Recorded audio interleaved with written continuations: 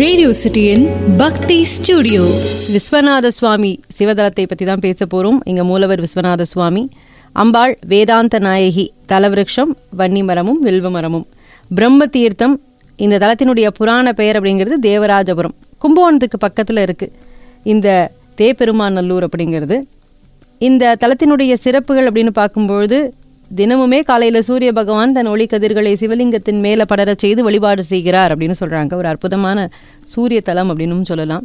இங்கே பிரதோஷம், சிவராத்திரி, மாத சிவராத்திரி, அதுபோல் சிவனுக்குரிய நாட்கள் எல்லாமே சிறப்பான பூஜைகள் இங்கே செஞ்சு வழிபாடு செய்கிறாங்க. நவராத்திரியும் ரொம்ப விசேஷமாக கொண்டாடுறாங்க. அருள்மிகு விஸ்வநாத சுவாமி திருக்கோவில் தேப்பெருமாநல்லூர், கும்பகோணம், தஞ்சாவூரில் இருக்குது. ரொம்ப ரொம்ப விசேஷமான மிக பழமையான ஒரு சிவத்தலம். மூலவர் விஸ்வநாத சுவாமி, அம்பாள் வேதாந்த நாயகி அப்படின்னு நான் சொன்னேன் இல்லையா. இந்த கோவிலினுடைய கர்ப்பகிரகம் மட்டும் தேன் கலந்த சுண்ணாம்பால கட்டியிருக்காங்களாம். தினமுமே காலையில் சூரிய பகவான் தன்னுடைய ஒளிக்கதிர்களால் சிவலிங்கத்திற்கு தன்னுடைய ஒரு வழிபாட்டை செலுத்துகிறார் அப்படின்னு சொல்கிறாங்க. அதுக்கு பின்னாடி தான் காலையில் 7 மணிக்கு கோவிலையே திறக்கிறாங்க. சூரிய ஒளி சிவலிங்கத்தின் மேலே படறதுக்கு அந்த கிழக்கு வாசல் சாளரம் மாதிரி அமைக்கப்பட்டிருக்கு, அதுக்கு ஏதுவாக அமைக்கப்பட்டிருக்குன்னு சொல்கிறாங்க. சூரிய கிரகணத்தப்போ ஒரு பெரிய நாகம் எங்கிருந்தோ வந்து தலமரமான வில்வத்தில் ஏறி வில்வ தளத்தை பறித்து வாயில் கவ்விக்கொண்டு கிழக்கு வாசல் வழியா நுழைஞ்சு சிவலிங்கத்தின் மேலே ஏறி வில்வ தளத்தை வைத்ததுக்கு அப்புறமா கீழே இறங்கி படம் எடுத்து வழிபட்டதற்கு அப்புறமா வந்த வழியே போய் மறைஞ்சிருமா. இங்க இருக்கக்கூடிய வேதாந்த நாயகி சமேத விஸ்வநாத சுவாமி திருக்கோவில் வளாகத்துல கன்னி மூலையில தனி சன்னதியில எழுந்தருளி இருக்கார் கபால கணபதி. என்ன கபால கணபதி அப்படின்னா, இந்த கணபதியினுடைய கண்கள் யானை முகத்திற்கு இருக்கிற மாதிரி முகத்தினுடைய பக்கவாட்டில் இல்லாமல் மனுஷங்களுக்கு இருக்கிற மாதிரி முகத்துக்கு நடுவில் இருக்குமா. இவருடைய கை கால் விரல்கள் எல்லாமே மனித விரல்களைப் போலவே இருக்குமாம். இடுப்பில் கபால மாலையை அணிஞ்சிருக்கிறாராம். ஒரு மகா பிரளய காலத்தில் இந்த பூவுலகமே நீரில் அழிந்தப்போ இந்த தலம் மட்டும் மூழ்காமல் வெளியே தெரிஞ்சதாம்.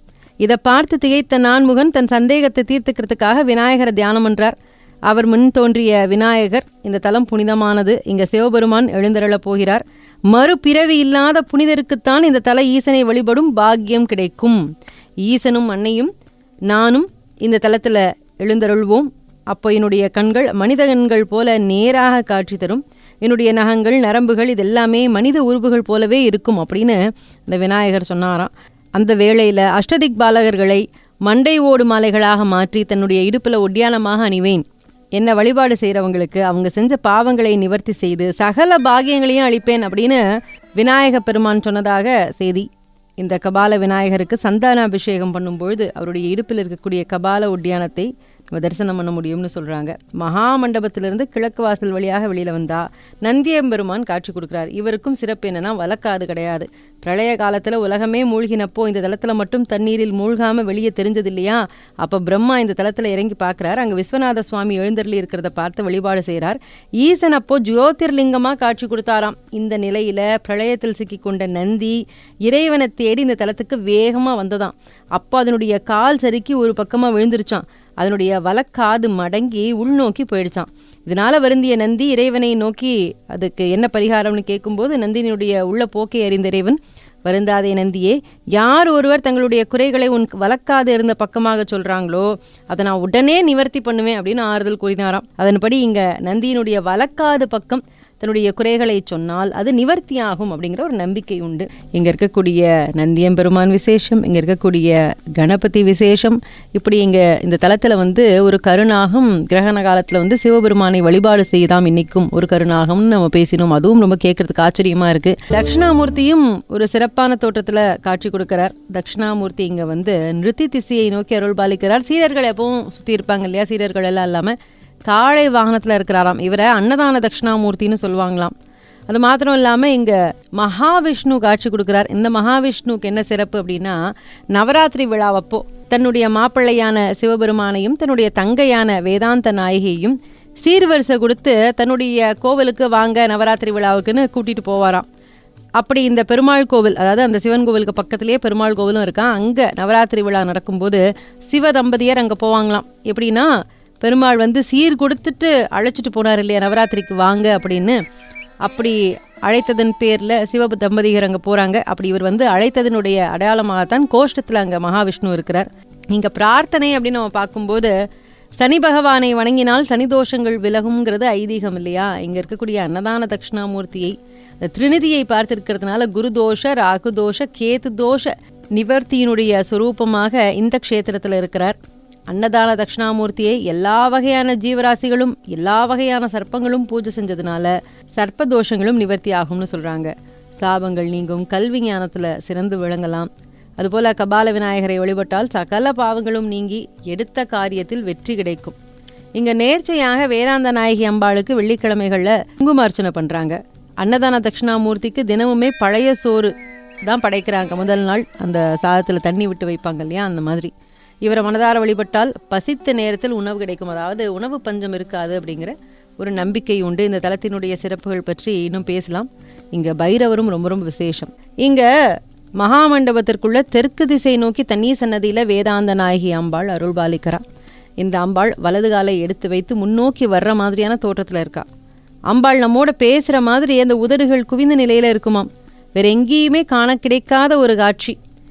நமக்கு வேதத்தினுடைய உட்பொருளை உபதேசிக்கும் பாவனையோடு இருக்கிறதாக ஒரு கருத்தும் சொல்கிறாங்க. கல்வி கேள்விகளில் சிறந்து விளங்க இந்த அம்பாளை வணங்குறாங்க. அம்பாள் சன்னதிக்கு பக்கத்தில் சாந்த பைரவர் அப்படின்னு சிறிய உருவத்திலையும், மகா பைரவர் அப்படின்னு சுமார் 5 அடி உயரத்தில் ஒரு பெரிய உருவத்திலையும் ஒரே சன்னதியில் 2 பைரவர்கள் இருக்காங்க. இங்கே 2 துர்கை, 2 சண்டிகேஸ்வரர், அதுபோல் 2 பைரவர். பைரவர் சன்னதிக்கு பக்கத்தில் சனி பகவான் காக்கை வாகனத்தோட இடுப்புக்கு கீழே இடக்கையை வைத்தபடி ஒய்யாரமாக மேற்கு நோக்கி இறைவனை பார்த்த வண்ணம் காட்சி கொடுக்கிறார். சனி பகவான் இறைவனை பிடிப்பதற்குரிய நேரம் நெருங்கிட்டதுனால அம்பாள்கிட்ட நாளைக்கு காலையில் 7:15 நாழிகை பொழுது ஈசனை பிடிக்க போறேன்னு சொல்றார். அதை கேட்டு கோபம் கொண்டாளாம் அம்பாள். எப்படி ஈஸ்வரனை 7:15 நாழிகை பிடிச்சு தன்னுடைய வேலையை ஒழுங்கா செஞ்சிடணும்னு அந்த நோக்கத்தில் மறுநாள் ஈஸ்வரனை பிடிக்க சனி பகவான் மெதுவாக வர்றார். அப்போ அம்பாள் என்ன பண்ணுறா, ஈஸ்வரனை பக்கத்தில் இருந்த அரச மரத்துக்கு பின்னால் போய் ஒளிஞ்சுக்க சொல்கிறா. ஈஸ்வரனும் அதே மாதிரி பண்ணுறார். அங்கே வந்து சனி பகவான் அம்பாள் அரச மரத்தடியில் நிற்கிறத பார்த்துட்டு ஈஸ்வரன் எங்கே இருக்கிறாருங்கிறத புரிஞ்சுக்கிறார். ஆனால் அரச மரத்தை பார்த்த வண்ணம் அங்கேயே நின்றுடுறார். சனி பகவான் சொன்ன 7:15 நாழிகை கழிஞ்சதும் அங்கேருந்து மெதுவாக நகர ஆரம்பிக்கிறார் சனி பகவான். அப்போது அம்பாள் சனி பகவானை பார்த்து, என்ன ஈஸ்வரனை பிடிக்க முடியாமல் தோல்வி அடைஞ்சு திரும்பி போறியான்னு கேட்குறா.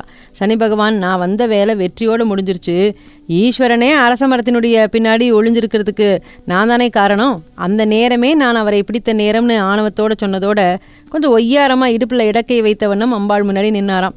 சனி சொல்றதை கேட்டுட்டு இருந்த ஈஸ்வரன் அரச மரத்தின் பின்புறத்திலிருந்து கோபத்தோட வெளியில் வந்து மகாமந்திர பைரவர் அவதாரம் எடுத்து சனி பகவானை 2ஆக கிழித்தாராம். 2ஆக கிழிக்கப்பட்ட சனி பகவான் சிவபெருமானை நோக்கி, ஈஸ்வரா, தாங்கள் வகுத்து கொடுத்த சட்டப்படி தான் நான் இங்கே இயங்குறேன். நான் இல்லைன்னா பூலோகவாசிகள் அவங்களுடைய விருப்பப்படி மிகுந்த ஆணவத்தோடு செயல்படுவாங்க.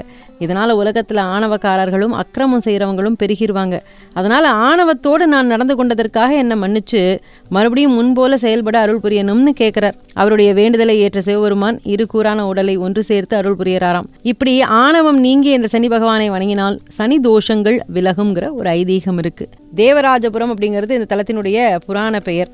தஞ்சாவூர் மாவட்டத்தில் இருக்குது. அதாவது கும்பகோணம் திருநாகேஸ்வரம் தெரியும் இல்லையா, அந்த திருநாகேஸ்வரத்துலேருந்து ஒரு 2 கிலோமீட்டர் தொலைவில் அமைஞ்சிருக்கக்கூடிய ஊர் தான் தேப்பெருமாநல்லூர். ஆலய தரிசனம், ஆலய தரிசனம். இங்கே அம்பாள் ரொம்ப ரொம்ப சிறப்பு. அதுபோல் கபால கணபதி இருக்கிறார், ரொம்ப விசேஷமான கணபதி. தட்சிணாமூர்த்தி எங்குமே இல்லாத தோட்டத்தில் காளை வாகனத்தில் சீடர்கள் யாரும் இல்லாமல் அன்னதான தட்சிணாமூர்த்தியாக அருள்பாலிக்கிறார். இங்கே சிவபெருமான் மேலே டெய்லியே சூரிய பகவான் தன்னுடைய கிரணங்களை பரப்புறார், வழிபாடு செய்கிறார். அந்த வழிபாட்டுக்கு அப்புறமா தான் கோவிலையே திறக்கிறதாக சொல்கிறாங்க. கிரகணத்தப்போ ஒரு கருநீர நாகம் வந்து சிவனை வழிபாடு செய்யும் அப்படின்னு சொல்கிறாங்க. ரேடியோ சிட்டியின் பக்தி ஸ்டுடியோ.